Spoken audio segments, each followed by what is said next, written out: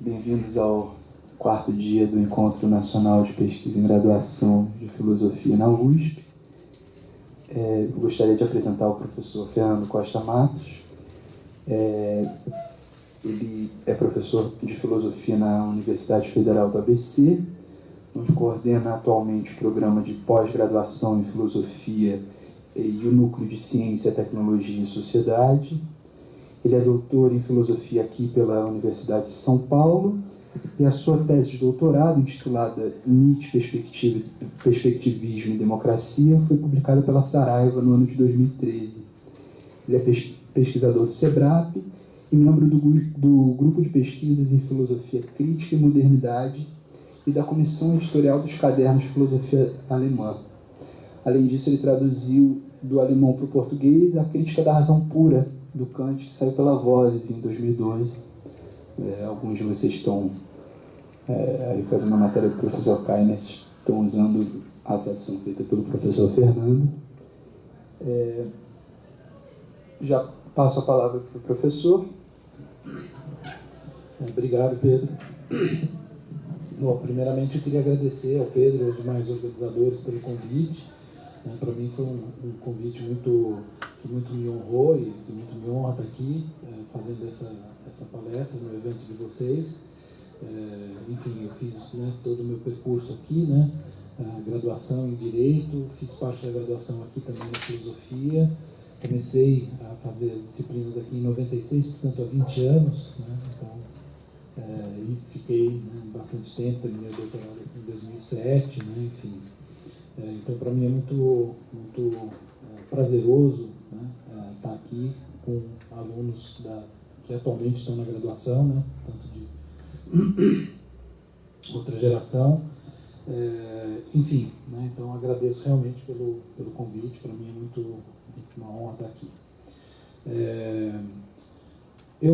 Na verdade, quando você me convidou, eu pensei logo que era uma oportunidade para responder a um artigo que o Vinícius Figueiredo escreveu sobre o meu livro. A princípio seria uma resenha, ele acabou se estendendo e tal, acabou sendo um artigo que saiu justamente nos cadernos de filosofia alemã.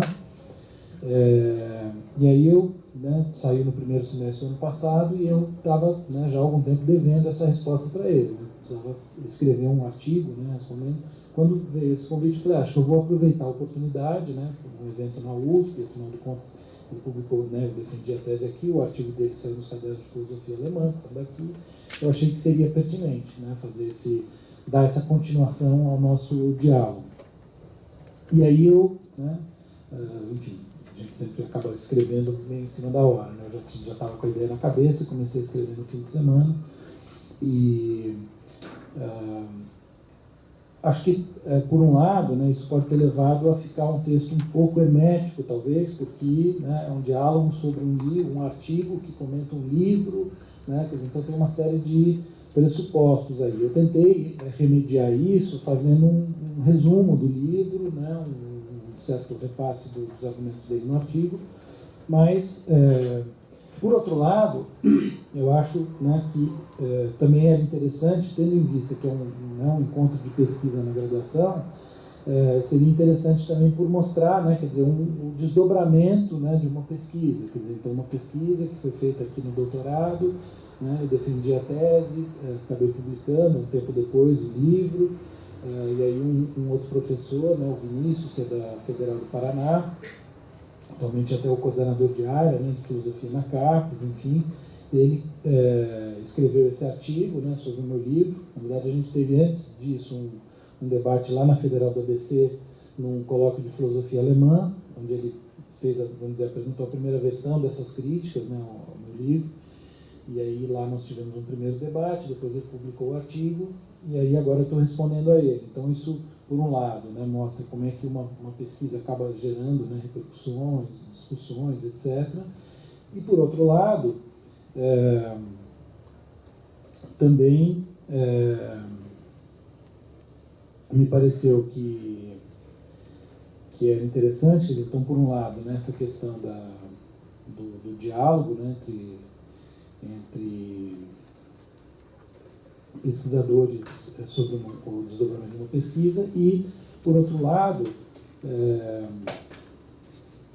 também o fato de ser um diálogo, e isso é uma coisa que o Vinícius tem defendido há algum tempo, né, entre autores brasileiros lendo uns aos outros, né, que é um mote, né, que ele tem. Inclusive, quando ele foi presidente da ANPOF, né, ele estimulou muito isso na sessão chamada Estante da ANPOF, onde se publicavam resenhas críticas, né, sobre livros, com a ideia de que nós devemos, né, agora que a comunidade filosófica cresceu tanto nos últimos anos no Brasil, né, hoje são 40 e tantos programas de pós-graduação, né, então ele vem sendo um incentivador de nós lermos uns aos outros, né, e ele próprio, né, então está praticando o que ele prega, né, então acho que tem esse lado interessante também, né, de ser um diálogo entre autores brasileiros.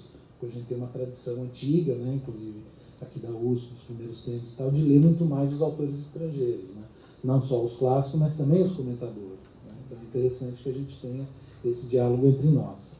Bom, feito então esse pequeno introito, né, eu passo a leitura do texto e me desculpo também por falar um tanto sobre o meu próprio livro na minha fala, mas a ideia é justamente explicar um pouco, fazer um resumo para que vocês entendam depois a discussão, né, as críticas que ele fez e a minha reação a essas críticas. Bom, então eu dei esse título, né, seria Nietzsche um heideggeriano, uma resposta a Vinícius Figueiredo. Em artigo intitulado Seria Nietzsche um kantiano, né, daí o meu título, publicado no volume 20, número 1 dos Cadernos de Filosofia Alemã, Crítica e Modernidade, do primeiro semestre de 2015, Vinícius Figueiredo estabelece um diálogo com meu livro Nietzsche, Perspectivismo e Democracia, né, esse que está aqui, um espírito livre em guerra contra o dogmatismo, tecendo algumas críticas a ele. Aproveitarei a oportunidade que me foi aqui concedida para reagir a essas críticas e, assim, dar continuidade ao diálogo, um diálogo pelo qual sou bastante grato ao amigo Vinícius.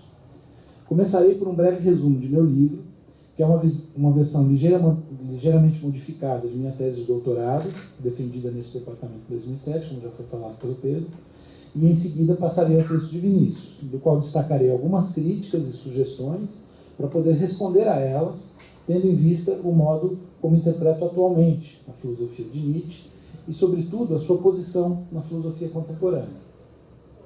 Antes de tudo, cabe salientar, como faz Vinícius em seu artigo, e eu mesmo na introdução à minha tese, cujo título original era, na verdade, Nietzsche e o primado da prática, um espírito livre em guerra contra o dogmatismo, modificado por algumas razões, mas inclusive por razões, digamos, de mercado, né, que a gente achou, eu e o pessoal da editora, que colocar democracia no título, né, seria mais atrativo. Enfim, e de fato é uma polêmica, como vocês vão ver aqui no meu texto. Então, vale frisar, né, que não é um livro sobre Nietzsche, propriamente dizendo, mas uma reflexão a partir da sua filosofia, né. Acho que isso é uma outra coisa que eu esqueci de mencionar, né, que acho interessante também a questão da pesquisa em filosofia, né, que há uma discussão aqui como pano de fundo, uma questão assim do que é fazer pesquisa em filosofia hoje, né? Então, se é pesquisa de história da filosofia, né, conforme a tradição uspiana, ou se é possível usar até que ponto, né, como eu vou dizer aqui, né? Essa é uma outra razão que eu queria mencionar e acabei esquecendo. Logo, ainda que Nietzsche seja a base teórica da tese, ele não constitui a fonte de verdade, por assim dizer, que pudesse funcionar como um critério último para decidir acerca da validade das posições adotadas frente a ele. Isso levanta de saída, né, uma questão metodológica que diz respeito à nossa atividade como pesquisadores em filosofia. Não pretendo entrar diretamente nesse assunto, mas é importante que ele fique desde logo sublinhado, e como ele está relacionado a uma das críticas feitas pelo Vinícius, que se mantenha como uma espécie de pano de fundo para a discussão. Feita essa ressalva preliminar, e procurando repensar hoje, mais de 10 anos depois, o movimento que desenvolvi ao longo de minha pesquisa de doutorado, em relação à defesa são 9 anos, né, mas a pesquisa foi sendo desenvolvida, então parte dela foi há mais de 10 anos. Eu diria que meu objetivo principal, né, olhando retrospectivamente, era chegar com Nietzsche tendo em vista, inclusive, leituras, né, que eu fazia antes do Nietzsche, só um breve parênteses, né, a minha iniciação, o meu mestrado foram sobre Kant. Né, então, eu estudava Kant, mas tinha o Nietzsche no horizonte. Né, então, tinha a ideia de ir a ele, mas com leituras feitas de maneira mais não tão sistemática, até anteriores ao momento em que eu decidi vir para a graduação em filosofia e tal, que é uma coisa que acho que muita gente, né, os que estudam Nietzsche, muitas vezes tem isso, né, a paixão pelo Nietzsche começa na adolescência, né, começa antes da graduação. Né? Exato. Então, de certa maneira, eu já queria, talvez, chegar com Nietzsche a uma posição de defesa da liberdade individual como instância de criação perspectiva e, assim, de realização autêntica das mais próprias e singulares possibilidades. Com relação a isso, porém, logo surgiram algumas dificuldades, a começar pela noção de indivíduo.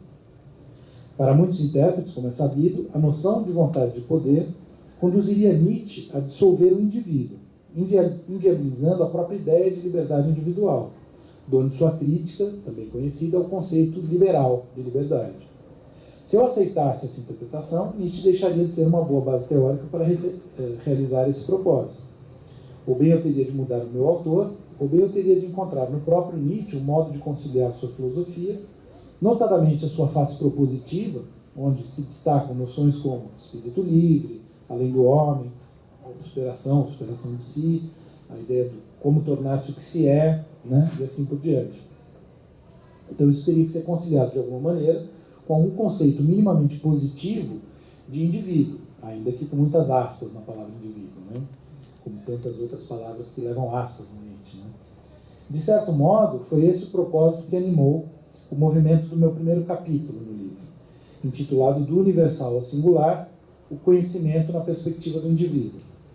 Tratava-se de mostrar que o projeto filosófico nietzschiano tem por base o perspectivismo, entendido este como uma espécie de pressuposto epistemológico, e que o perspectivismo supõe, por sua vez, a instauração de perspectivas a partir de focos perspectivadores, por assim dizer, singulares, ou vontades de poder no plural, conforme a conhecida tese de Miller-Lauter, que passariam, né, pelo indivíduo como um foco.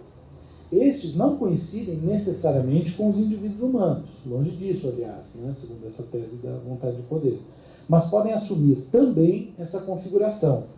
E é ela que nós, cada um de nós, indivíduos humanos de carne e osso, não excluído o Sr. Nietzsche, efetivamente vivenciamos enquanto focos perspectivadores. Daí Nietzsche definir o indivíduo como uma ficção, mas uma ficção necessária à vida. E falar sempre, ele próprio, nas suas verdades, com grifo no pronome pessoal, nas suas hipóteses e assim por diante. Note-se que não estou com isso atribuindo qualquer substancialidade à noção de indivíduo. Estou dizendo apenas que a individualidade ou singularidade, enquanto um conjunto complexo de fatores que condicionam o modo como cada um de nós interpreta o mundo, funciona como o foco a partir do qual emanam nossas verdades, entre aspas, nossos pensamentos, nossas falas, tudo isso com aspas, e assim por diante. Desse ponto de vista, seria possível estabelecer uma analogia entre o sujeito transcendental kantiano como um sistema de faculdades determinantes do modo como todos nós, enquanto seres racionais, interpretamos o mundo, e esse indivíduo perspectivador nietzschiano como o locus corpóreo-mental, a partir do qual cada um de nós interpreta o seu mundo. É claro que isso coloca uma série de problemas, entre eles o de um possível solipsismo. Se cada um institui e vive em um mundo próprio, como se dá a comunicação entre esses mundos? Ora, esse problema também se deixaria resolver pelo fato de não se tratar de um indivíduo substancial. Ele é uma ficção que permite pensar um foco. Mas grande parte dos tais fatores que determinam esse foco vem de fora dele, né? Da cultura em que vive, da língua, do clima, da alimentação, etc. Fatores, né, pelos quais o Nietzsche chama atenção. Na medida em que esses fatores são partilhados, é evidente que as perspectivas individuais terão algo em comum umas com as outras na medida em que são instituídas no ambiente comum. Mas voltemos ao movimento de meu livro. Para assegurar a noção de indivíduo nesses termos, procurei defendê-la em diálogo com posições distintas ao longo do primeiro capítulo. Quanto a isso, devo fazer um parêntese e admitir desde logo que Vinícius talvez acerte em perceber que a minha leitura dessas posições, que é construída, né, como um diálogo, né, que vai gerando, digamos assim, um resultado, ele afirma, né, que a minha leitura dessas posições já se dá sob um parti pris, né? Eu sabia onde queria chegar e procurei mostrar, né, por que tais leituras seriam equivocadas. Devo admitir que ele talvez, né, tenha razão nesse ponto. Assim, busco mostrar, né, no capítulo, que a conhecida crítica de Heidegger a Nietzsche, né, que evidentemente vai ser importante aqui, segundo a qual Nietzsche seria o último metafísico do Ocidente, né, conforme a célebre fórmula do Heidegger, não seria procedente se pudéssemos mostrar o caráter não dogmático de sua filosofia, assentado justamente no fato de tratar-se apenas da sua filosofia e não da verdade do mundo. Depois, defendo que a posição predominante entre os intérpretes franceses, que vieram justamente opor-se a Heidegger, pecaria por um relativismo extremo, não dando conta do lugar de fala do filósofo Nietzsche.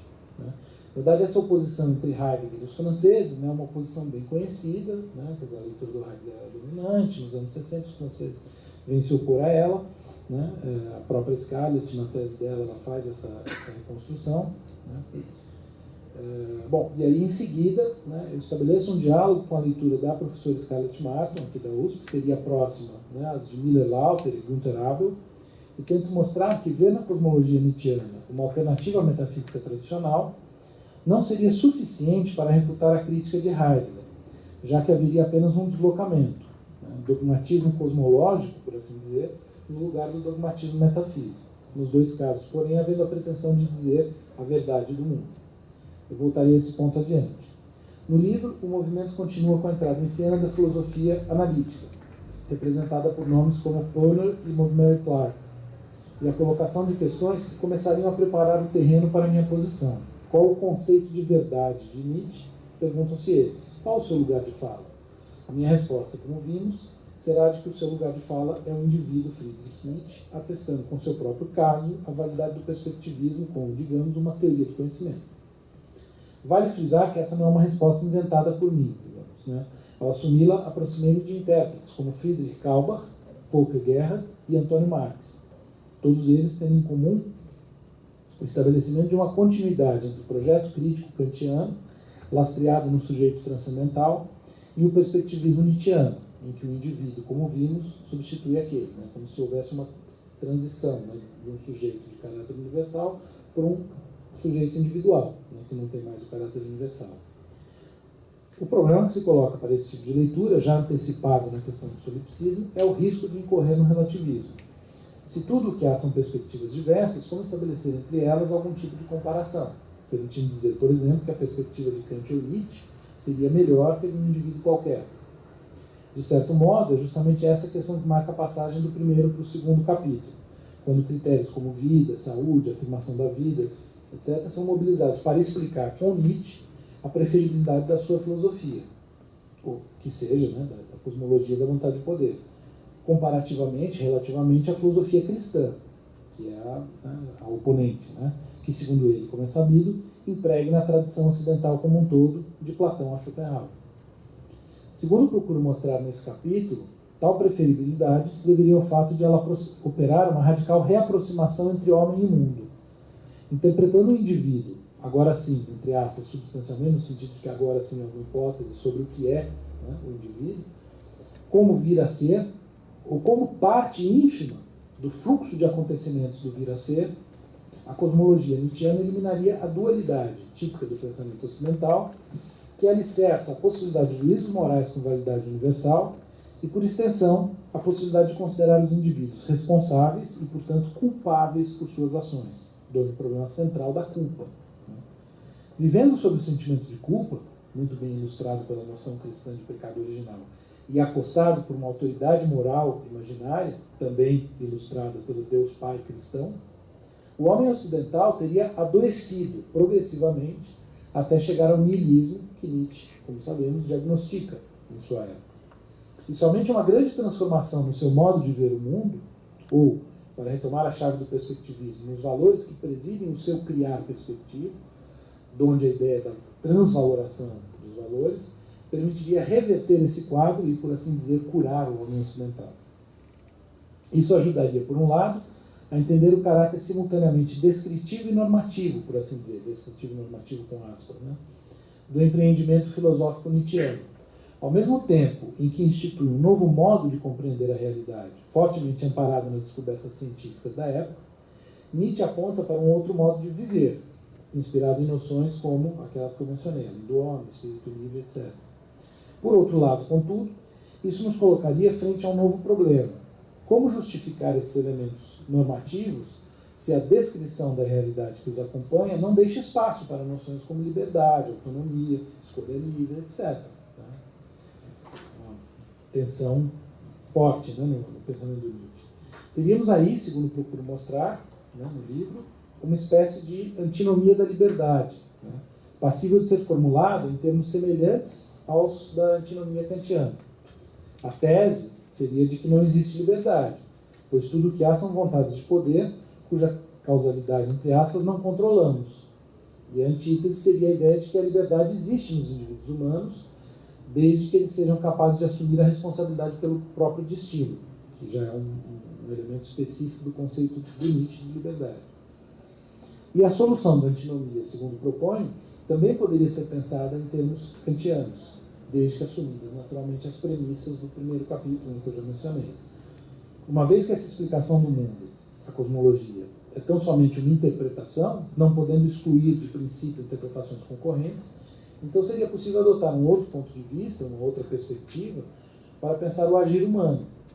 E este ponto de vista seria preferível para estabelecer o caminho a ser percorrido pelo espírito livre, a saber, o caminho de afirmação radical da própria singularidade, o caminho pelo qual alguém se torna o que é, conforme o subtítulo do Etiomo, né?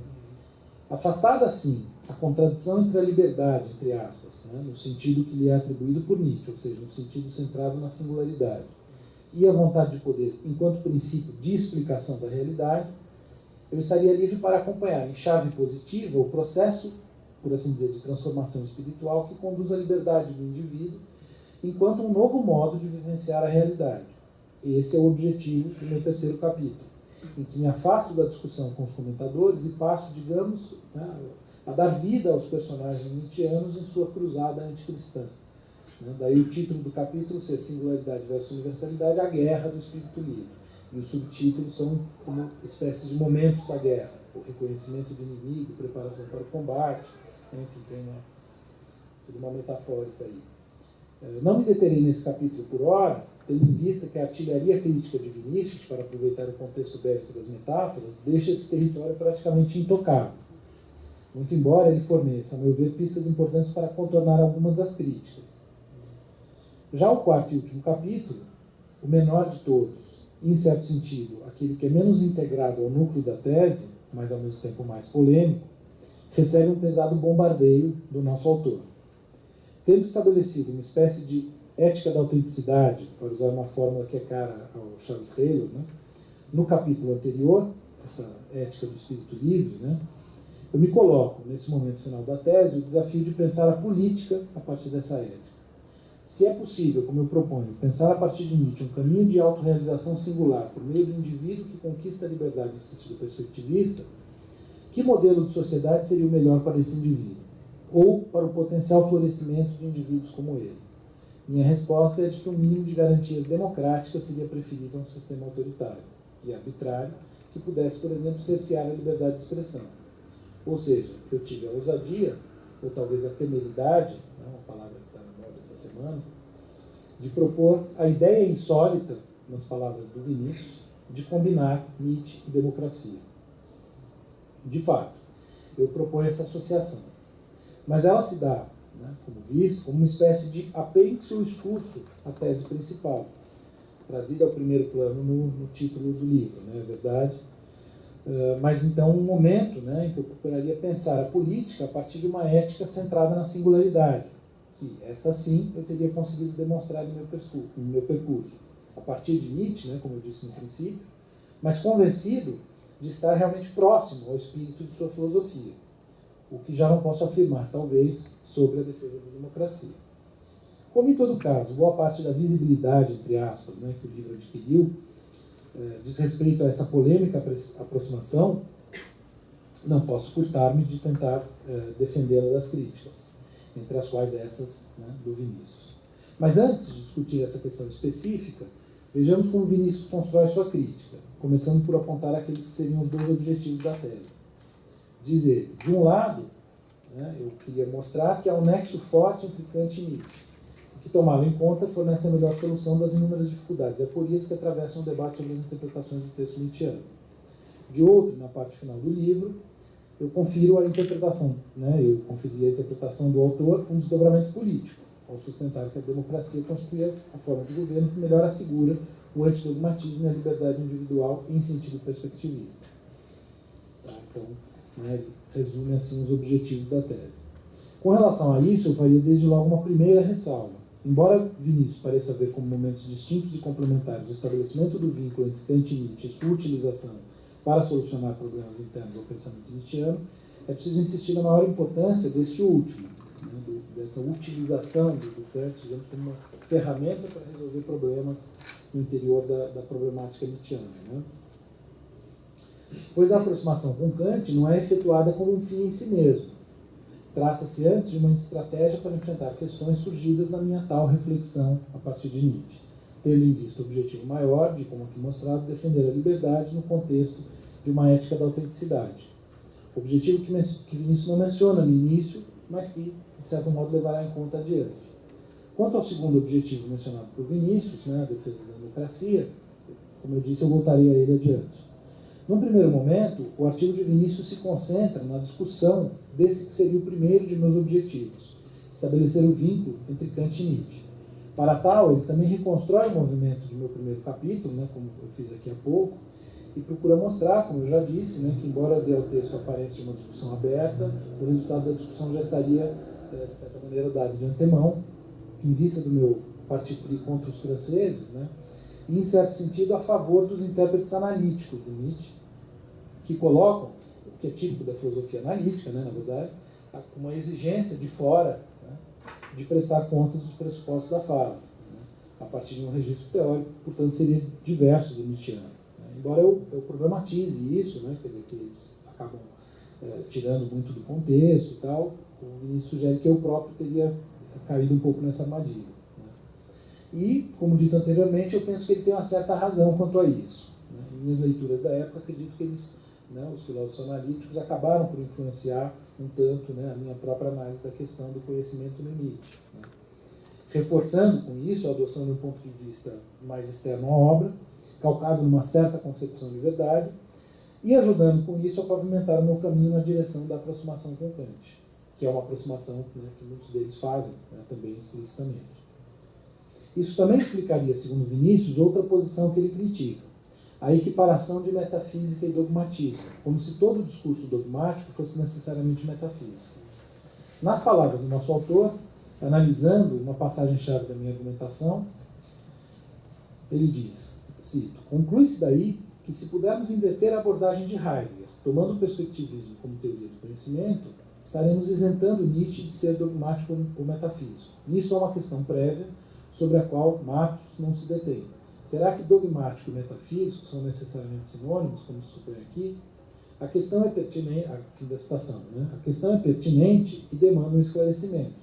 De fato, tais termos não são sinônimos, mas, segundo passagem do próprio Nietzsche, que eu trago ao meu livro, né, seria possível dizer que todo dogmatismo tende a ser metafísico na medida em que assume algum padrão externo à realidade do mundo, que é vir a ser, e, portanto, não comporta verdades imutáveis, para julgar esse mundo. Daí, por exemplo, que o primeiro ato da história de um erro, né, aquele conhecido texto no Crepúsculo dos Ídolos, seja Platão afirmando, eu, Platão, sou a verdade. Trata-se de transformar o próprio juízo em verdade universal, algo que Nietzsche critica duramente em muitas outras passagens, inclusive no seu diálogo com Kant. Se o dogmatismo consiste, então, em acreditar possuir a verdade, né, e querer que os outros aceitem, né, essa verdade, isso significa que para Nietzsche todo dogmatismo, inclusive o científico, como ele mostra em Gaia Ciência, eu marquei o parágrafo errado aqui, não verifiquei, acho que é 350 alguma coisa, né, aquele capítulo sobre a ciência, né, que ele diz que a crença na ciência é tão metafísica quanto a crença na religião. Então, se todo dogmatismo supõe alguma crença metafísica, quer explícita ou implícita, né? Então, eu realmente concluiria pelo caráter metafísico e dogmático do pensamento nietzschiano, se ele houvesse acreditado e afirmasse ter encontrado a verdade do mundo. Sim, em sentido forte. Se é evidente, porém, que todo dogmático é metafísico, o inverso não é verdadeiro. E este é um ponto fundamental na minha tese, que Vinícius parece não ter notado. Nem todo metafísico é necessariamente dogmático. Se conforme a minha tese, o que caracteriza o antidogmatismo é a aceitação do caráter perspectivo do próprio discurso, então nada impediria que um indivíduo propusesse hipóteses metafísicas, sem afirmá-las dogmaticamente. Teria sido esse, talvez, o caso do próprio Nietzsche, ao apresentar a vontade de poder como uma categoria que explica o que é a vida, o que é o mundo, etc., como, aspas, interpretação e não texto, no parágrafo 22 do Além do Bem e do Mal, ou como suposição, no parágrafo 36 da mesma obra. Isso não seria um problema, desde que admitido o caráter hipotético, interpretativo e pessoal dessa ideia. Do mesmo modo, como já não era um problema, o sujeito transcendental kantiano elaborar as suas, nossas, hipóteses sobre o suprassensível, tendo por base os dados subjetivos, portanto, da razão prática. Nos dois casos, e principalmente no de Nietzsche, teríamos aquilo que Friedrich Kaubach, num artigo no Nietzsche Studio, chamado perspectivismo das perspectivas, ele joga com a palavra perspectivas, né? O que ele chamou ali de metafísica crítica.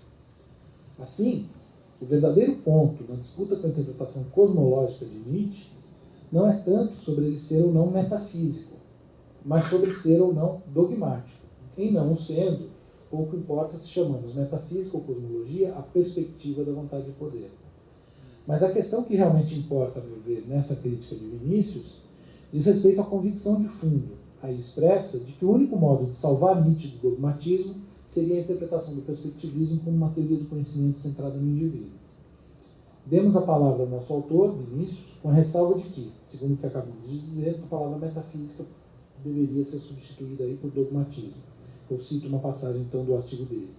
Se o fenômeno do niilismo ensina que o simples fato de sermos críticos não nos impede de permanecermos metafísicos, então Nietzsche devia estar ciente de que a verdadeira superação da metafísica não depende de encontrarmos uma justificativa metodológica para a nossa fala e nossos enunciados, até porque o método pode servir a senhores diferentes. Sob esse aspecto, a superação da metafísica requer outro pensar, isento da referência ao incondicionado. E é nessa direção que a ideia de uma cosmologia não metafísica, ou não dogmática, adquire seu interesse. Suponha, porém, que as forças cósmicas permanecem sendo tudo o que há, sem remissão a qualquer exterioridade. Nesse caso, o caráter não metafísico reivindicado para essa cosmologia será inequívoco. E aqui o Vinícius está, em alguma medida, se amparando na própria leitura da Scarlett para fazer defender essa posição. Que se trata de encontrar uma cosmologia não metafísica, ou, como eu preferia colocar, uma metafísica ou cosmologia, e Schopenhauer já nos mostrara que uma metafísica pode ser imanente ao mundo, ele propõe, mas enfim, seja metafísica ou cosmologia não dogmática, então estamos de acordo. A questão é saber se o que nos leva até ela, até essa perspectiva não dogmática de interpretação do mundo, vamos assim.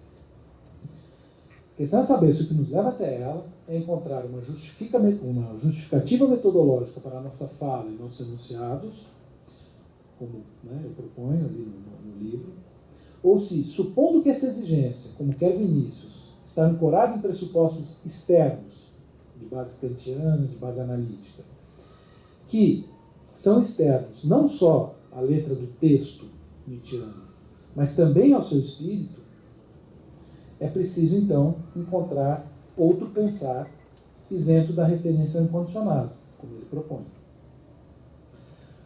Um incondicionado, um outro pensar isento da referência que ainda estaria implícita na pretensão do nosso indivíduo a instituir a perspectiva do seu mundo como se essa perspectiva fosse absoluta. E aqui Vinícius me parece ir de fato ao X da questão. Aquilo que de fato opunha como um leitmotiv oculto, a minha interpretação a interpretação de Scarlett, Müller-Lauter, Gunther Haber. Eu temia que, aceitando a virada para um pensar radicalmente outro, que aceita as forças cósmicas como tudo que há e desfaz as fronteiras entre o eu e o mundo, Nietzsche se tornaria um Heidegger avant la lettre, apontando para um misticismo irracional, em alguma medida, que inviabilizaria a própria ideia de uma ética da autenticidade, naqueles termos que eu apresentei. Resumindo numa forma irônica, auto-irônica, como Nietzsche tanto gostava, eu poderia dizer que li Nietzsche, agarrado em Kant, para não ser engolido por Heidegger. Claro, alguém poderia desde logo questionar o porquê desse binarismo, Kant ou Heidegger. Adianto que, a meu ver, a resposta a essa questão passa pela análise heideggeriana da questão da verdade, que ecoa em certa medida a kantiana,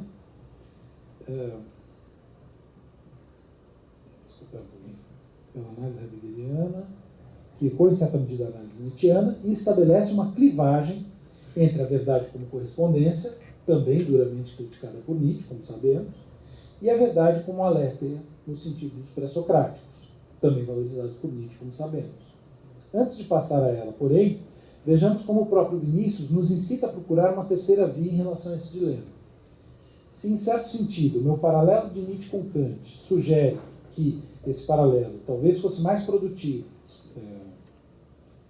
meu paralelo de Nietzsche com Kant se baseia mais, se, em certo sentido, o meu paralelo de Nietzsche com Kant se baseia mais na primeira do que nas demais críticas deste último filósofo, Kant, Vinícius sugere que esse paralelo talvez fosse mais produtivo, recorrendo em vez disso à terceira, a da faculdade de julgar e ao domínio do juízo reflexionante. É o que faz, inclusive, o já citado Antônio Marx, e o que também nós poderíamos fazer, segundo Vinícius, se abandonássemos o vínculo entre um pensar fora, entre aspas, da física, no sentido de fora da ciência física, né, em outro registro, o vínculo entre isso e a propriamente dizendo, metafísica, né, no sentido da lei da física dogmática. Vínculo que eu teria por pressuposto, em alguma medida, como vimos. Então, diz o Vinícius, citação, estaríamos livres para cogitar outro cenário em que o elemento crítico ressaltado pelo kantismo fosse apresentado isento de seu motivo metafísico? Isso equivaleria a descobrir uma via que nos desviasse do caminho bem pavimentado que conduz do incondicionado como simples ideia da razão ao saber absoluto hegeliano. Contornando a referência do logos ao incondicionado, poderíamos dispensar as ideias da dialética transcendental da razão pura como parâmetros regulativos do conhecimento e arriscar oferecer uma base puramente reflexionante para a atitude crítica, que se veria dessa forma enraizada de uma vez por todas na produtividade da imaginação transcendental. Fim da citação. Sim, esse é um caminho interessante e nos permitiria fundar, entre aspas, o discurso filosófico, não mais no incondicionado de uma razão universal, mas na, entre aspas, universal produtividade de uma imaginação cujas regras, ocultas em seu peculiar jogo, né, conforme a fórmula kantiana, né, do jogo entre as faculdades, seriam de algum modo incorporadas, por exemplo, pelo gênio. O espírito livre nietzschiano poderia, nesse sentido, ser pensado em paralelo com o livre jogo das faculdades que se manifesta no gênio kantiano. Um paralelo, diga-se de passagem, para o qual me chamou a atenção recentemente o amigo João Constâncio, da Universidade Nova de Lisboa, numa discussão que tivemos num colóquio e em alguns artigos que ele escreveu. De caráter regulativo, não mais constitutivo, o discurso a ser assim gestado seria perspectivo, porque instaurado a cada caso pelo gênio espiritual do filósofo artista, figura sabidamente valorizada por Nietzsche, mas não seria inteiramente relativo. Atingiríamos o mesmo propósito que eu buscava, a liberdade de criação como parâmetro para uma vida ética autêntica, sem pagar o preço de uma teoria do conhecimento fundada no indivíduo, noção cujos problemas salientei desde o princípio. Não à toa, é no romantismo de Novalis que Vinícius irá encontrar os ecos desse Kant reflexionante e, ao mesmo tempo, os prenúncios de um Nietzsche que teria na estilística da existência, para usar uma expressão de Jacóia, citado no texto por Vinícius, o núcleo de sua filosofia. Segundo Vinícius, eu cito, antes de findar o século XVIII, Novalis chamava atenção para o caráter individual do filosofar, para as filosofias individuais. Aí ele cita o Novalis. uma frase no Novalis. O método é genuinamente filosófico. Elas partem do absoluto, só que não de um absoluto puro. Fim da citação do Novalis dentro da citação do Vinícius. O Vinícius prossegue.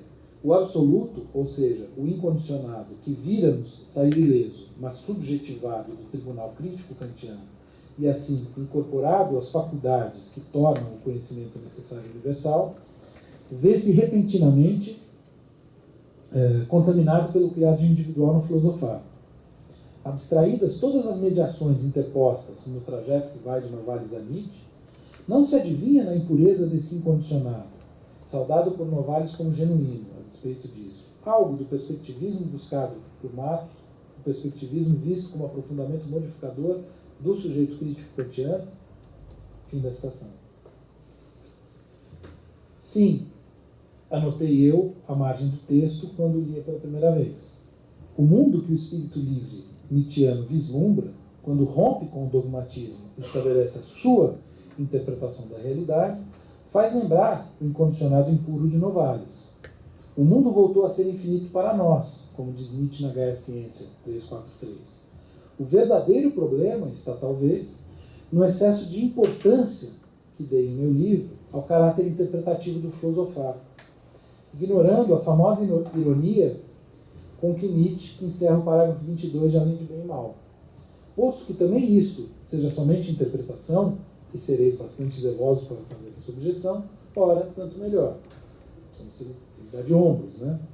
O que importa é que a realidade está aí, diante de nós, e já não estamos sob o jugo de uma verdade, um dogma, um condicionado absoluto, para interpretá-la. E estamos sempre interpretando, queremos ou não. Né? A ruptura com o dogmatismo abre o indivíduo para o mundo, torna necessariamente mais leve a sua relação com o mundo. E tanto faz, no limite, seguindo essa linha, como interpretá-lo. O que importa agora é como viver. E aí passaríamos ao terceiro capítulo do meu livro, que, como dito, mereceu pouca atenção dos leitores, ou, no caso de Vinícius, se deixou reduzir, não sem boas razões talvez, a essa saudável aproximação com Novalis. Pois lá enxergamos em chave positiva essa abertura para o mundo, assim descrita pelo filósofo na mencionada passagem de Gaia Ciência, um trecho que eu cito no meu livro. E aí eu cito Nietzsche. De fato, nós, filósofos e espíritos livres, sentimos-nos, a notícia de que o velho Deus está morto, como que iluminados pelos raios de uma nova aurora. Nosso coração transborda de gratidão, assombro, pressentimento, expectativa. Eis que, enfim, o horizonte nos aparece livre outra vez, posto mesmo que não esteja claro. Enfim, podemos lançar outra vez ao largo nossos navios, navegar a todo perigo, toda a ousadia do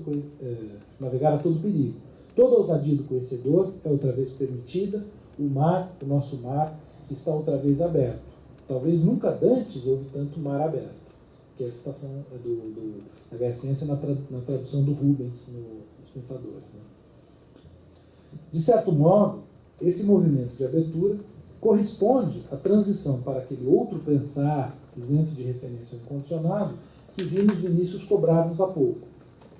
O que me faltou talvez perceber em meu livro foi o fato de que a interpretação não importa tanto nesse movimento, porque é o próprio movimento, a própria abertura, o que está em causa, o como de viver e interpretar, e não o seu conteúdo, os seus conceitos, aquilo que ele representaria, mesmo hipoteticamente, da realidade.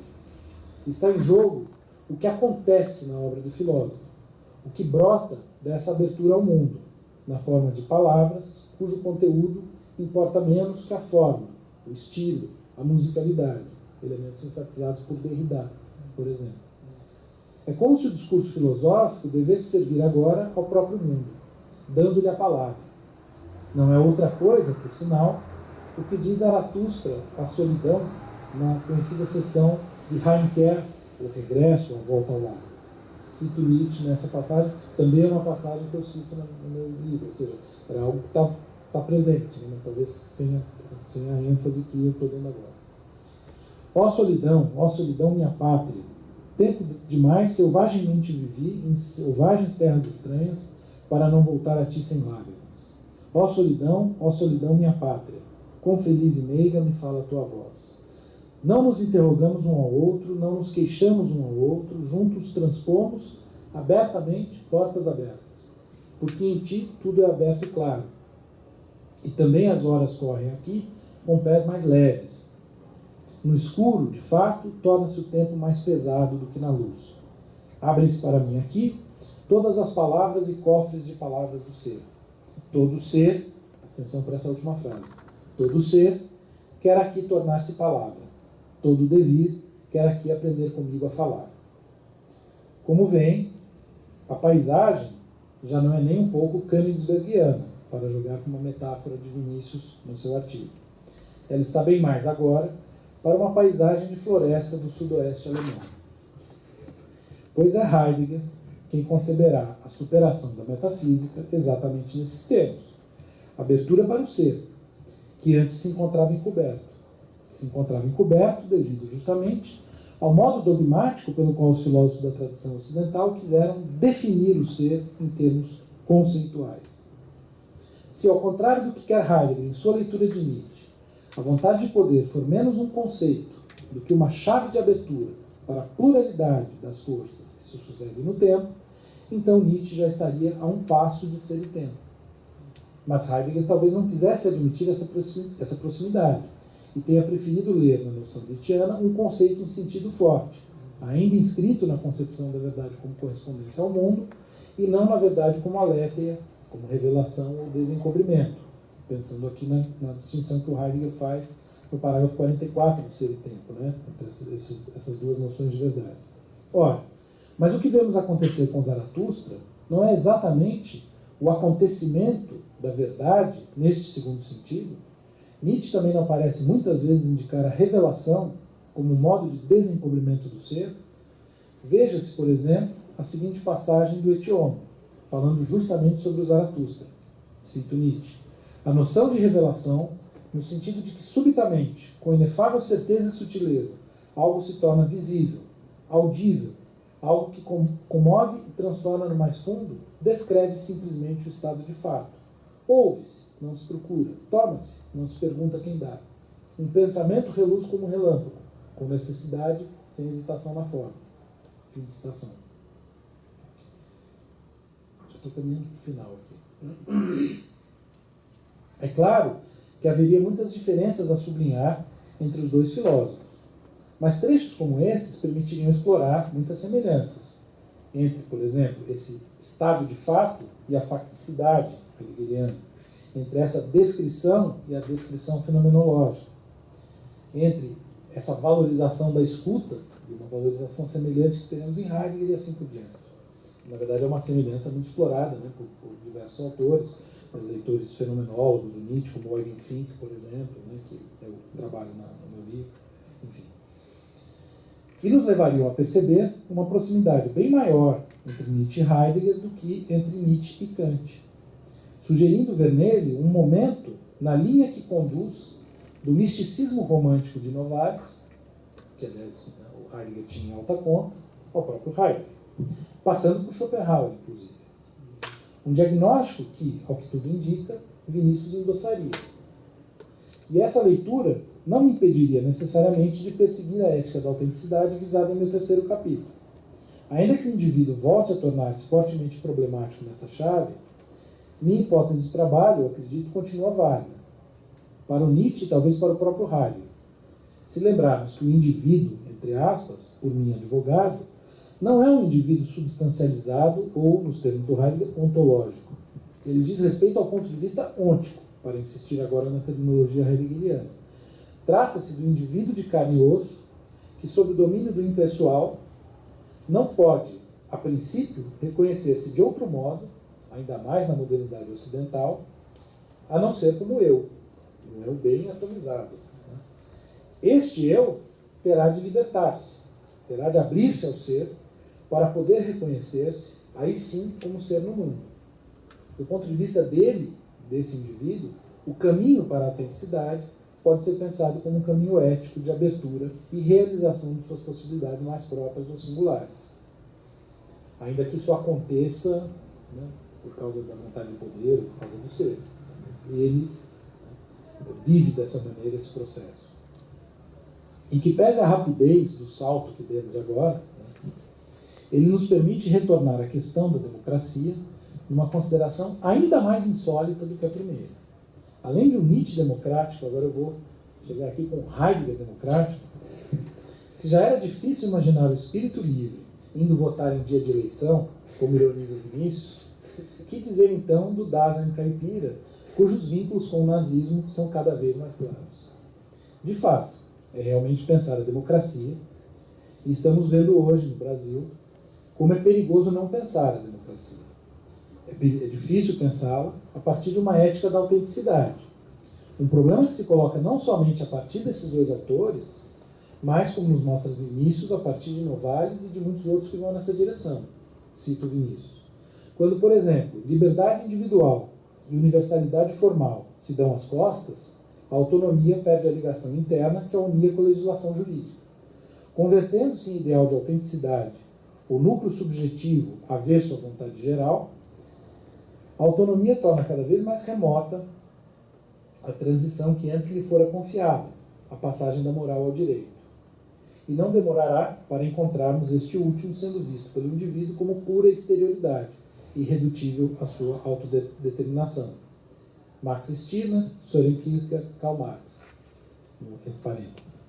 Não surpreende, ainda estou na citação do Vinícius, não surpreende encontrarmos Nietzsche advertindo-nos sobre os riscos da dissolução do indivíduo no regime de universalidades consagradas pelos tempos modernos.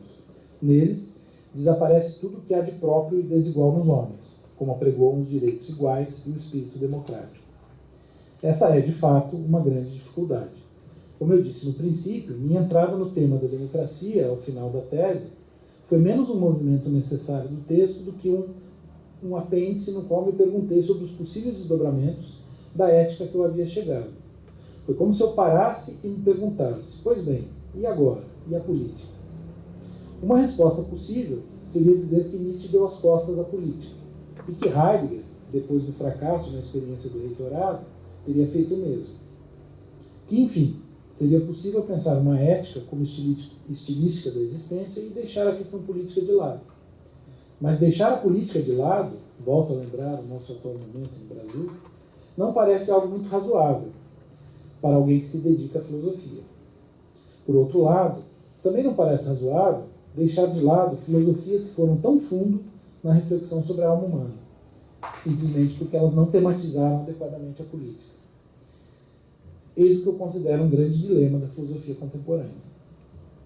Em artigo que escrevi para a seção estante da Ampof sobre o livro Nietzsche versus Kant, do também amigo Oswaldo Jacóia, coloquei nessa mesma questão, suscitada pelo impasse que o próprio Jacóia havia caracterizado, Nietzsche versus Kant, ao mostrar certos pontos de incompatibilidade entre os dois filósofos. Na ocasião, sugeri utilizar a distinção feita por Habermas entre os usos pragmático, ético e moral da razão prática como uma possível saída, num texto do Habermas que está naquele Considerações sobre a Ética do Discurso, chama sobre os usos pragmático, ético e moral da razão prática. Então ele faz uma distinção, né? O nível moral seria o nível que corresponde ao universal, moral e direito, e o nível ético seria esse da autorrealização. Então, Nietzsche forneceria uma chave mais interessante, do meu ponto de vista, né, para pensar o uso ético, esse da autorrealização individual. Já Kant forneceria um quadro teórico preferível para pensar o uso da moral, das normas de caráter universal. E um serviria de contrapeso ao outro. Nietzsche seria mais interessante para fazer a crítica da sociedade, Kant estabeleceria limites à guerra do espírito livre, essa guerra de caráter pessoal, né, digamos assim. No sentido que a guerra não pode invadir o outro. Né, evidentemente, trata-se de uma saída, reconheço, um tanto artificial, mas que em alguma medida permitiria sair desse tão contemporâneo dilema, né, que poderia ser expresso nessa chave, singularidade versus universalidade. Um dilema que vai se manifestar, por exemplo, na disputa entre liberais e comunitaristas. Mas eu me pergunto hoje, no contexto dessa aproximação entre Nietzsche e Heidegger, e pensando numa direção semelhante à de Charles Taylor, por exemplo, naquele livrinho dele, A Ética da Autenticidade, se a abertura ao ser, entendida como algo mais do que uma mera hipótese, que é como ela aparecia em minha tese, não poderia constituir um caminho interessante para pensar na linha do cuidado heideggeriano, uma outra atitude coerente com esse outro pensar de que falamos, não apenas em relação a si próprio, o Dasein individual, mas ao mundo e ao outro, o Mitdasein. E, a partir dela, também uma outra configuração social e política. Será sempre necessário, a meu ver, pensar a política a partir desses quadros teóricos, não de maneira estritamente interna a eles ou a cada um dos filósofos, naquela questão metodológica que eu levantei no início. E, portanto, dialogar com autores que fazem o mesmo, que partem desses quadros teóricos. Nesse caso, autores como, por exemplo, Hannah Arendt, Marcuse, Hans Jonas, Foucault. Em termos muito gerais, trata-se de tentar encontrar, né, uma face política positiva e minimamente democrática, né, nesse grande arco de filosofias que, na esteira da terceira crítica kantiana, como mostra Vinícius, e do romantismo alemão, buscam algum modo de acessar o ser sem incorrer no dogmatismo. Seja como for, independentemente de encontrarmos ou não essa face política, o fato é que agora a nossa pergunta do título poderia muito bem ser relida às avessas. Seria Heidegger um Nietzscheano? Se está certa a crítica de Vinícius ao meu livro, talvez sim. A metafísica dualista do Ocidente já estava superada em 1884 com o Zaratustra de Nietzsche. E Vinícius nos leva a ampliar o arco da questão e perguntar: será que essa história não começa quase 100 anos antes, em 1790, com a crítica da Faculdade de Julgar? Eis a questão com que eu gostaria de encerrar esta breve reflexão, agradecendo novamente ao Vinícius pelas preciosas sugestões filosóficas. Obrigado.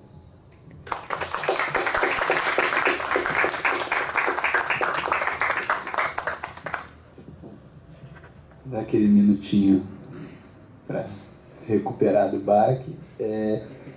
Eu peço para aqueles que quiserem fazer perguntas que venham aqui no microfone para poder sair no vídeo, para contextualizar para quem for ver depois. Tá?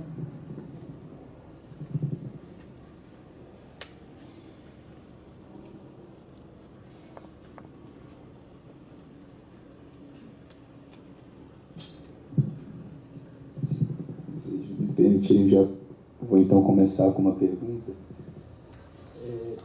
Professor, naquela caracterização que o senhor faz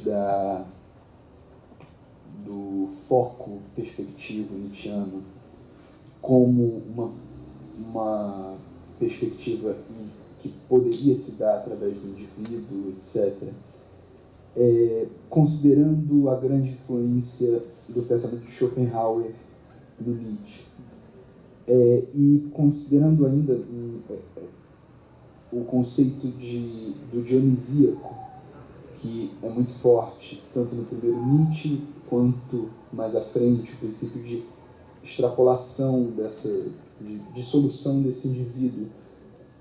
Como o senhor conciliaria uma perspectiva dionisíaca com esse foco perspectivo?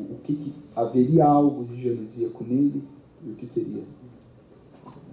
Obrigado pela sua pergunta, né, que é muito interessante. E como você estuda o primeiro Nietzsche, né, o dionisíaco ali é fundamental.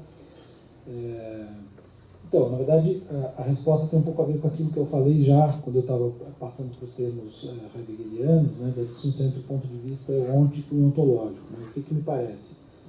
Na verdade, a ideia seria um pouco a seguinte: o indivíduo que começa a filosofar, né, digamos assim, é um indivíduo que se reconhece como indivíduo, né, que se reconhece como indivíduo e vê o mundo à frente dele como outra coisa diferente dele, indivíduo. Né, no sentido de que nós herdamos uma certa... Em qualquer sociedade, eu ando trabalhando mais com Heidegger ultimamente, então eu estou pensando um pouco mais nos termos do Heidegger, mas eu acho que isso vale para o Nietzsche e para o que eu defendi aqui. Nós somos formados, né, por uma certa cultura, né, em função do local onde nós nascemos, né, da criação que nós temos, etc., como o próprio Nietzsche também aponta. Quer dizer, a quantidade de fatores, né, que determinam, que influenciam, né, que, enfim, vão constituir o que o indivíduo é uma quantidade, né, incomensurável. Né. Então, nós somos fruto de tudo isso. Né?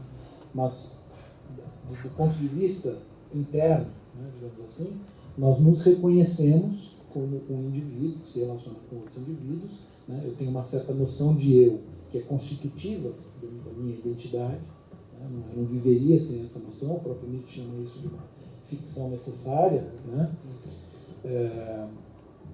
Então, do ponto de vista desse, né, indivíduo, a passagem para o dionisíaco, né, ela tem de se dar a partir do momento que ele, de alguma maneira, começa a se abrir para essa outra perspectiva. Mas, vamos dizer, o processo começa no indivíduo. Então, um pouco como se eu tenho esse eu que é o ponto de partida, que seria um eu ôntico, um eu ficção, etc., né, que constitui o ponto de vista do indivíduo e que, na verdade, nós nunca abandonamos inteiramente. Né? Nós precisamos disso para viver até o fim da vida, mesmo depois de estarmos convencidos de que, né, nós somos, né, uma gotinha no meio das ondas de vir a ser, joguete do universo, etc., né? Nós vamos continuar precisando dessa noção se a gente quiser continuar vivendo. Né? Enfim. Então, nesse sentido, daria para pensar, né, esses dois pontos de vista. Né?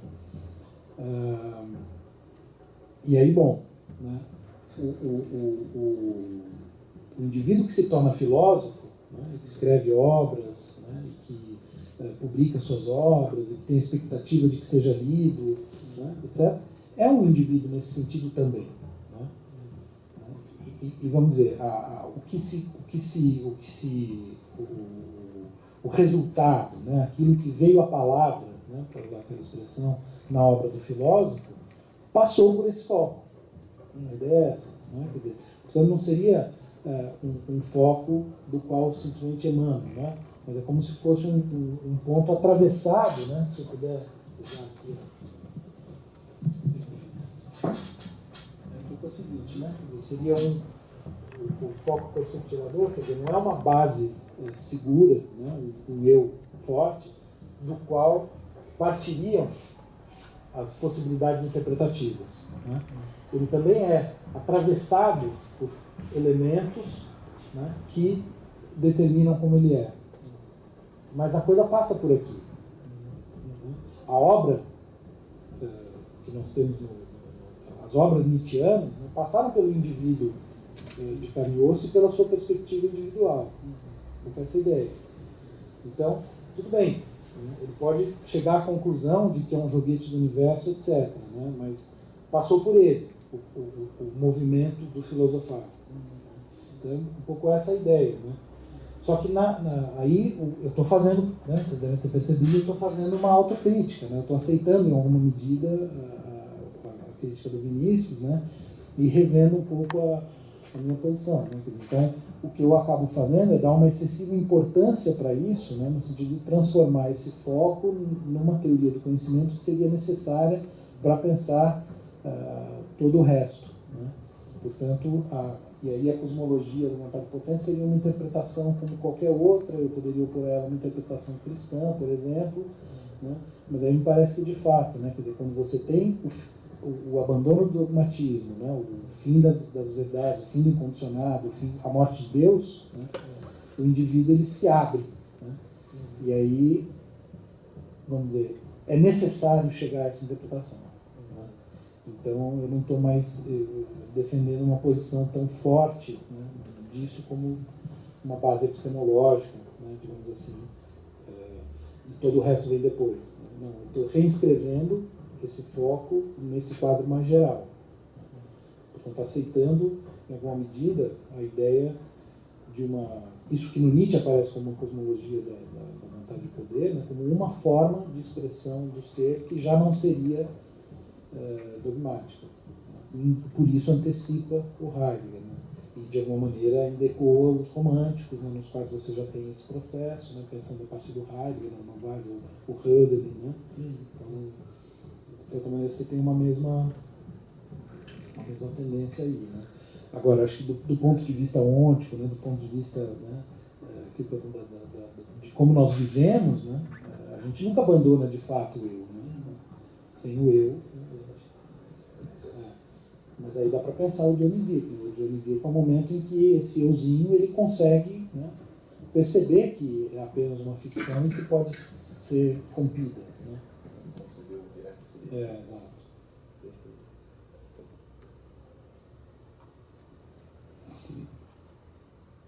Alguma questão? Então, eu só vou aproveitar e emendar uma outra. Então, perdão, inclusive. Então, nessa perspectiva, onde ficaria a questão do eterno retorno? Considerando isso, onde ficaria a doutrina do eterno retorno? Tá, isso é uma questão espinhosa, né? Porque, assim, no meu esquema, na tese, né, eu vejo o eterno retorno como uma hipótese, né? E mais do que isso, né, eu tendo a ver que tem aquela discussão, né, sobre se o eterno retorno é uma tese cosmológica ou um imperativo ético. Né? Então, evidentemente, pelo que eu falei aqui, você já deve poder imaginar que para mim era um imperativo ético. Né? Então, uma hipótese do ponto de vista cosmológico, que não importa se é verdadeiro ou não, né? O que importa é que ela vai servir como imperativo ético, como um teste, né, para saber se o indivíduo é um afirmador da existência ou não. Né? E aí, enfim, acho que tem uma série de elementos nessa discussão. Né? O eterno retorno que aparece nos textos publicados, ele aparece, né, com esse feitio. Né? O eterno retorno, para defender o eterno retorno como tese cosmológica, é necessário ir aos póstumos, né? É necessário pegar outros textos. Né? E aí me parece, né, enfim, mais difícil pensar o imperativo, o eterno retorno como tese cosmológica. Agora, né, isso não achava que eu estava ali. Agora, pensando nessa releitura que eu estou fazendo, né, eu teria que parar para pensar um pouco, né, inclusive através da leitura que o Heidegger faz, né, do Nietzsche, embora eu acho que ela tem esse equívoco, né, ele está, de certa maneira, dizendo assim, o Nietzsche é metafísico, né, para poder, de alguma maneira, dizer a superação da metafísica é a minha obra. Né. O Nietzsche ainda não superou, tem essa disputa. Né. Aliás, é uma disputa na filosofia contemporânea, né? Acusar o outro de metafísico é um verdadeiro xingamento. Né? Então, não, você ainda não superou a metafísica, eu é que superei. Né? Então, tem um pouco essa discussão. Mas, enfim, aí teria que pensar uma relação possível entre o eterno retorno e a temporalidade. Né? Uma maneira de pensar a temporalidade e ver se isso tem alguma aproximação possível com o tempo do Heidegger. Inclusive, nesse sentido, com aquela aproximação depois com a democracia, o que pelo menos me aparece como um certo problema seria, bom, admitindo-se a democracia como uma possibilidade de se construir esse espírito livre, etc., como conceber, por exemplo, porque mesmo enquanto imperativo moral e ético, seria necessário conceber, querer que se repetissem todas as atrocidades e todos os desmandos, etc. Então, para mim, pelo menos, ficou um pouquinho, não sei, parece um problema mesmo, né? Justamente. Sim. Como conciliar isso. E a própria ideia de amor ao destino, né, de aceitação da realidade, como ela é, sem querer modificá-la, etc. Fica difícil pensar a ética, né, mais ainda a política. Né? Então, de fato, eu acho que tem essa tensão. Assim, isso para mim não é uma coisa fácil de resolver. Estou colocando aqui algumas hipóteses, mas eu acho que é bastante difícil, né, de resolver essa tensão entre você ter uma filosofia que descreve a realidade, né? Fala, bom, nós temos que aceitar a realidade, né, como ela é, e aceitar que nós mesmos, né, não somos de fato responsáveis pelo que nós fazemos, né, que as nossas ações a gente tem a ilusão de sermos livres, etc. Você compatibilizar isso com a ação, né, com o que eu vou fazer daqui para frente. Que acho que é uma coisa que perpassa, né, diversas filosofias da vida, o existencialismo. Né? O Sartre tem aquela conhecidíssima fórmula, né? Não importa o que fizeram de nós, mas o que faremos o que fizeram de nós, né? Mas quem faz o que? Né? Quem é o agente? Aí ele acaba tendo também, né, uma noção de indivíduo, que vai ser criticado pelo próprio Heidegger, porque está, de novo, preso à filosofia do sujeito. Então, não me parece nada trivial, assim, estou falando aqui como uma espécie de desafio, né? Mas não tem nada de trivial conciliar as duas coisas. Né?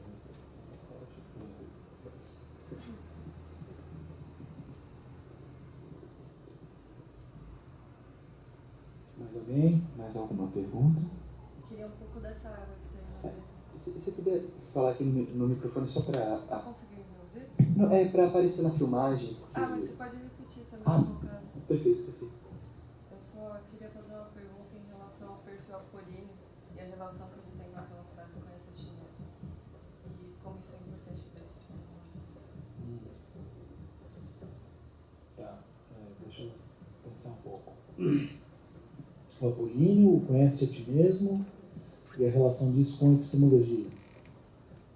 Tá.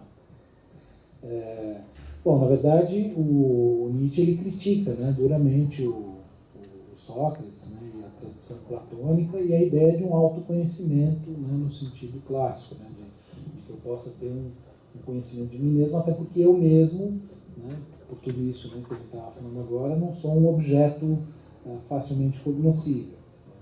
Mas, ao mesmo tempo, aí de novo atenção, né, você observa um processo, né, que é um processo intenso, profundo, de uma tentativa de autoconhecimento, né, acontecendo, né, na obra dele. Né.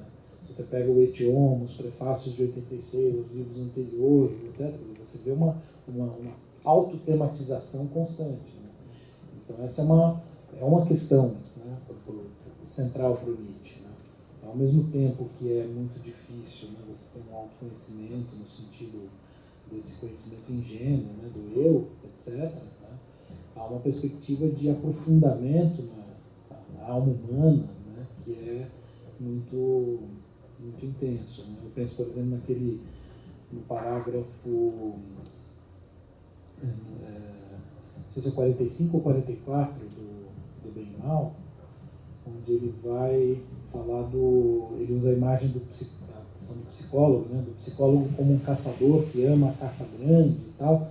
E ele fala né, de como a psicologia vai voltar a ser a rainha das ciências, né, e o que é preciso é conhecer a alma humana, as suas profundezas e assim por diante. Né. Então, há uma perspectiva de autoconhecimento, mas que é de outro tipo. Né.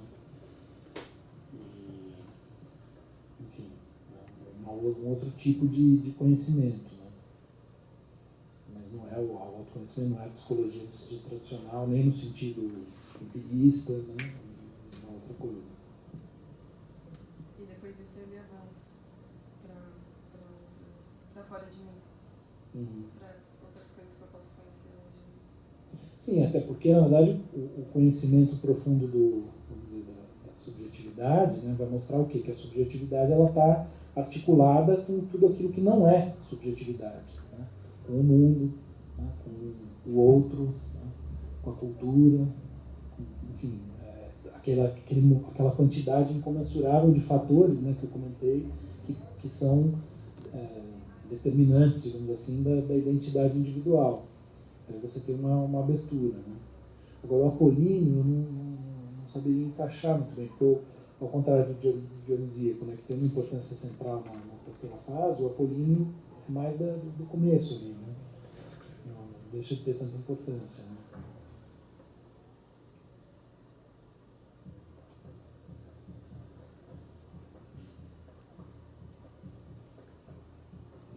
Mais alguma pergunta?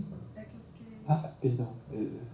Não, eu só estava pensando aqui, que eu estava com esperanças em relação a esse lado apolíneo, por conta dessa representação que ele tem do sol, com a sabedoria, a verdade. Mas isso a gente está criticando. A princípio sim, né. Não saberia te responder sobre isso. Assim, eu não conheço tão bem primeiro Nietzsche e assim, não me sinto seguro para responder. Mais alguém?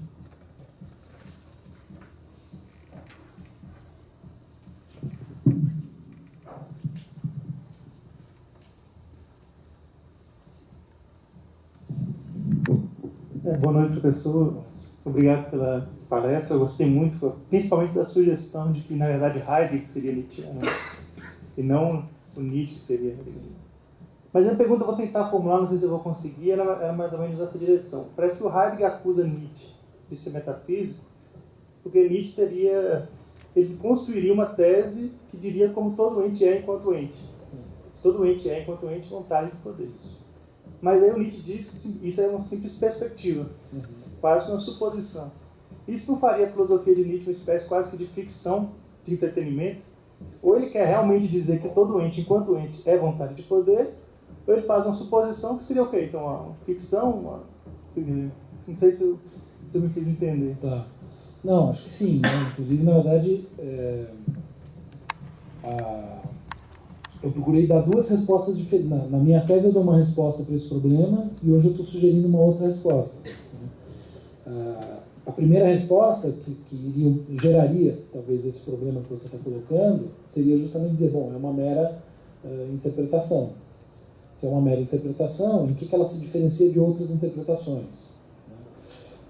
Tem aquela possibilidade de dizer o critério da vida como um critério para medir, né, diferentes perspectivas e ver qual que é mais afirmadora da vida. Mas isso sempre vai colocar um outro problema. Bom, mas a eleição do critério vida como um critério para medir as perspectivas também é uma perspectiva, né? Quer dizer, você tem um pouco o paradoxo do relativismo operando aí o tempo todo, né? Então você poderia dizer, bom, então é um mero jogo e tal. De fato, a ideia do jogo é importante para o Nietzsche, né? Mas não no sentido de um mero jogo. E aí a outra, enfim, né? Então acho que, de fato, talvez haja problemas nessa maneira de responder. A outra maneira de responder que eu estava sugerindo aqui, né, é que, na verdade, se a gente imaginar, né, quer dizer, que você já tem acontecendo no Nietzsche alguma coisa como aquilo que vai acontecer no Heidegger, né, então, na verdade, você teria uma tentativa de exprimir o ser, né, e aí os conceitos, vamos dizer, não importa tanto se eles representam adequadamente a realidade, né, mas sim de que maneira eles são capazes de exprimir essa realidade que está se transformando a todo tempo, né, que é o vir a ser, o rio do Heráclito, né? Então você tem uma filosofia que se exprime nesses termos. Então a vontade de poder, na verdade, aponta para uma pluralidade de coisas, né? Ela é uma noção fugidia, né? Ela não é um conceito unívoco. Então você teria que repensar os conceitos, né, de uma outra maneira, de uma maneira muito mais elástica, muito mais polissêmica, né, e não como um conceito unívoco, como diz o Heidegger. Né? Porque, de fato, né, se a tese forte, né, a essência da vida, como Nietzsche afirma muitas vezes, né, a vida é essencialmente vontade de poder. Se a gente tomar isso no sentido de uma afirmação de caráter tético, forte, né, como na chave da verdade como correspondência, né, então você está dizendo, não, existe o fenômeno vida, e o meu conceito aqui serve para explicar o fenômeno vida. Aí, de fato, né, o Nietzsche seria um metafísico dogmático, clássico, né, pré-crítico, e o Heidegger teria razão. Né? Mas me parece complicado justamente pensar. Então, eu acho que você tem diferentes maneiras de tentar salvar o Nietzsche da crítica do Heidegger. Né? E uma delas é tentar mostrar que, de alguma maneira, ele já está operando num outro regime de verdade, que é a verdade como desencobrimento, alguma coisa nesse sentido. No sentido que é próximo daquele que vigorava entre os pré-socráticos. Ou seja, é um pouco o projeto do Heidegger. A gente já estaria realizando isso. Então, me parece que boa parte das leituras, mesmo a ideia da cosmologia, né, aponta um pouco nessa direção. Quer dizer, o Nietzsche ele já está transformando a filosofia, ele já está superando a metafísica dogmática, tradicional, etc., e apontando para um outro registro. Né? Aí não seria um jogo, não seria um brinquedo. É brinquedo por quê? Brinquedo no bom sentido, né? A brincadeira, né? A imagem da criança, né, tem uma função estratégica no Nietzsche, né? Quer dizer, quando ele fala, bom, pensando nas 3 transformações, por exemplo, né? Você tem o espírito, ele é primeiro o camelo, né, que corresponde a esse eu inteiramente determinado pelo impessoal, para falar no estudo do Heidegger, né? mas inteiramente determinado pela gregariedade, para falar nos termos do Nietzsche, né, que simplesmente obedece normas. Né. Aí você tem um momento de ruptura, que é representado pelo leão, em que você consegue romper com essa imposição de fora, né, de verdades dogmáticas, de dever, de uma certa maneira de agir, de existir, etc, etc. Bom, e aí depois que você tem a ruptura, o que acontece? Aparece a criança. Né? Por que a criança? Né? Porque é como se fosse possível recuperar, né, uma certa inocência, que é a inocência da primeira relação, né, do ente individual, do Dasein, né, do Heidegger, com o mundo. Né? O ser no mundo, ele é inteiramente pré-conceitual, pré-teórico, né, na sua essência. Então, naquele momento, você tem uma abertura, né, para a realidade, né, que a gente poderia talvez, né, o Heidegger não usa, né, a imagem da criança, mas eu estou dando um curso, por isso que eu estou, né, com o Heidegger na cabeça, eu estou dando uma disciplina sobre o ser e tempo na graduação, né? Então eu estou trabalhando parágrafo a parágrafo e tal. Ele nunca usa a imagem da criança, mas volta e meia, né, a gente discutindo o texto ali, passo a passo, tem essa sensação, né, de que a criança seria uma boa chave para ilustrar em alguns momentos o que ele está querendo dizer, né, porque seria esse momento, né, da abertura em que os próprios sentidos ainda estão se constituindo, né, a percepção e tal. E me parece que o Nietzsche também está apontando para algo semelhante, né? Então aí você tem quando a criança começa a falar, né, uma relação lúdica, né, com a palavra, com as coisas em volta dela e tal. Né? Aí tem um parágrafo do Além do Bem e do Mal, que é o 57, se não me engano, que eu acho muito interessante, né, em que o Nietzsche também usa a imagem da criança, né, que o homem velho, né, depois de levar muito a sério conceitos como Deus, etc, etc, etc, né, ele se percebe criança, fala, bom, e agora? Vamos continuar brincando, né? Ou seja, continuar brincando com esses conceitos, com as noções, com as palavras. Né? Você tem um jogo com as palavras, mas esse jogo com as palavras não é um jogo, no sentido, é justamente um jogo onde se exprime, né, aquela relação originária com o mundo, né, para a qual nós nos abrimos. E aí você vai ter, né, uma brincadeira que vai resultar, né, uma obra de arte, uma filosofia, né. Aí volta, né, eu acho muito interessante a coisa do Schopenhauer, né, de que a música é a linguagem, né, que melhor exprime o ser, né, que melhor exprime a essência, no caso dele a vontade e tal, mas, né, a vontade é uma escolha fortuita, né, na verdade não tem palavra para designar a essência. Né. Então uma linguagem não conceitual, como a música, é a melhor linguagem para exprimir a essência. Né. Então o Nietzsche também está em busca, né, de uma linguagem, o Heidegger vai estar em busca de uma linguagem, quer dizer, qual a linguagem que consegue exprimir, né, isso. Né?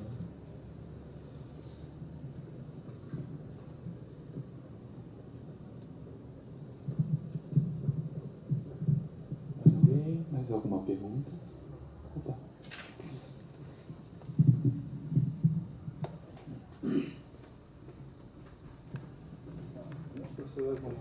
Boa noite, obrigado pela palestra. Eu gostaria, fiquei curioso para ouvir um pouco mais sobre a passagem dessa liberdade perspectivista para uma defesa da democracia. Porque, como é sabido, né, a leitura de superfície do Nietzsche, todos esses valores liberais e igualdade de direitos é tudo lido nessa chave da tradição metafísica cristã. Então, eu imagino que para defender a democracia você precisaria partir de um outro conjunto de valores, né? Então, gostaria de ouvir um pouquinho mais sobre isso. Obrigado. Você tem toda a razão, né? De fato, não é uma coisa trivial. Eu mesmo brinquei aqui, né, que o Vinícius chamou de Miguel insólita, né? Mas um pouco a ideia, né, que eu desenvolvo ali é a seguinte. Veja, como é que eu vou tentar construir a resposta de uma maneira um pouco diferente. Me parece que o Nietzsche está descrevendo um processo que é um processo de autodissolução e autossuperação da moralidade cristã. Né? Então você tem um processo em que os valores morais eles vão deixando de ter efetividade sobre os indivíduos. Eventualmente, a gente sabe, né, Nietzsche admira sociedades aristocráticas, né, ele tem uma admiração pela França do Ancien Régime, por Roma, né, então ele tem uma admiração por tipos nobres, tudo isso. Né. Só que essas sociedades existiram em épocas em que você ainda tinha, né, morais em vigor. Essa dissolução da moralidade no quadro do niilismo, que é um quadro inédito do ponto de vista histórico, ela conduz, a meu ver, àquela figura que ele aborda na segunda dissertação da genealogia da moral, não me lembro agora exatamente o parágrafo, do indivíduo soberano, que é vamos dizer, o último fruto, né, desse processo de autodissolução da moral. O indivíduo soberano é uma figura que jamais vai aceitar se submeter a uma moralidade externa. Ele não reconhece mais valores externos. Então, me parece o seguinte, o processo que conduziu até esse indivíduo, ele é um processo que não tem volta, esse processo histórico. Né? Então, veja, o Nietzsche ele não tem, né, começar também uma reflexão claramente propositiva, né, sobre como ele acha que uma sociedade do futuro deveria se organizar. Ele não tem.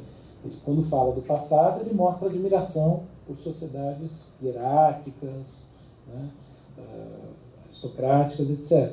Né? Mas se o indivíduo soberano, né, é um processo que não tem volta, como é que você vai submeter esse indivíduo a uma moral de castas, por exemplo, a uma nova aristocracia? Isso é uma impossibilidade, me parece. Quer dizer, não dá para imaginar um projeto político em que nós pensemos assim, vamos estabelecer uma nova aristocracia, em termos políticos. Né? Me parece, né, que o que o Nietzsche vislumbra como possível é que você tenha artistas de tipo novos filósofos que são em alguma medida artistas, que de alguma maneira são nobres de espírito, digamos assim. Né? Então você pode ter artistas aristocráticos, digamos assim, em espírito, né? Mas não uma classe aristocrática politicamente configurada. Né? Parece, eu também acho difícil imaginar que essas... Porque o meu exercício é um pouco o seguinte, o que daria para pensar em termos positivos politicamente a partir do quadro nietzschiano? Claro, a tendência seria pensar, não é uma coisa aristocrática, né?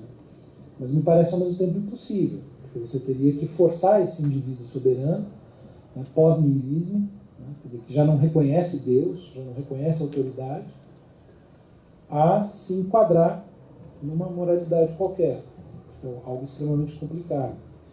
Então, nesse sentido, quer dizer, me parece, bom, né, ele está pensando espíritos livres no sentido de artistas filósofos, né, filósofos artistas, algo muito mais no campo da arte do que no campo da política. Acho que esse é o foco dele. Então, a minha pergunta é um pouco, né, mas que sociedade é melhor para esses filósofos artistas ou artistas filósofos? Né? Uma sociedade autoritária, por exemplo, que não admite a diferença. O Nietzsche tem algumas passagens também que eu mobilizo, em que ele valoriza a diversidade de perspectivas, né? E a não destruição de indivíduos diferentes que surgem, porque justamente são esses diferentes da mediania que podem, né, criar algo novo e assim por diante. Então, né, qual quadro social seria preferível? Né?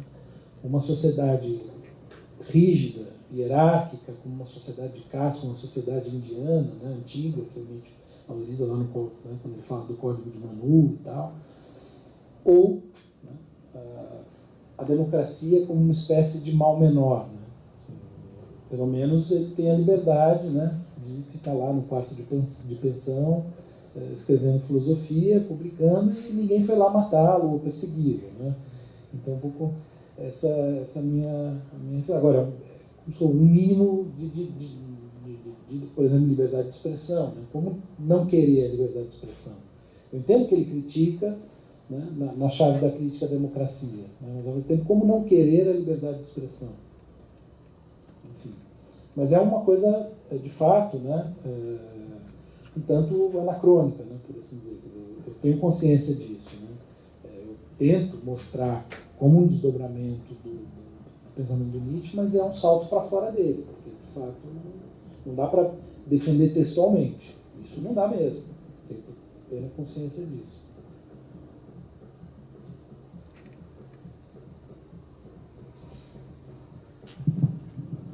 Mais alguma pergunta? Bom, então, agradeço ao professor Fernando Costa Matos, em nome do PET, e convido-os também a continuar no último dia do encontro. Muito obrigado, professor. Eu que agradeço.